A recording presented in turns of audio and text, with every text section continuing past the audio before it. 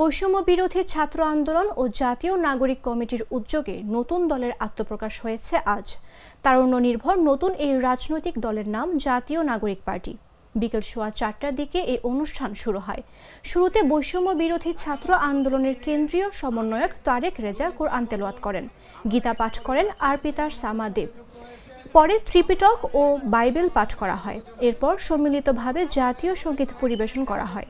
এদিকে নতুন রাজনৈতিক দলের আত্মপ্রকাশ অনুষ্ঠানকে কেন্দ্র করে দেশের বিভিন্ন জেলা, উপজেলা, মহানগর শিক্ষা প্রতিষ্ঠান থেকে খণ্ড খণ্ড মিছিল নিয়ে সমাবেশস্থলে হাজির হতে থাকেন সাধারণ জনগণ সহ কর্মী সমর্থকরা। নতুন দলের আত্মপ্রকাশ অনুষ্ঠান উপলক্ষে কানায় কানায় পূর্ণ মানিক মিয়া এভিনিউ। নুরুল ইসলাম বুলবুল, আমরা তাকে স্বাগত জানাচ্ছি। আমাদের সঙ্গে যুক্ত হয়েছে, আমরা তাদেরকে করতালির মাধ্যমে স্বাগত। লিলি হালাল বিউটি সোপ, বিএসটিআই কর্তৃক সনদপ্রাপ্ত দেশের প্রথম হালাল বিউটি সোপ, দীপ্তিময় উজ্জ্বল ত্বকের জন্য।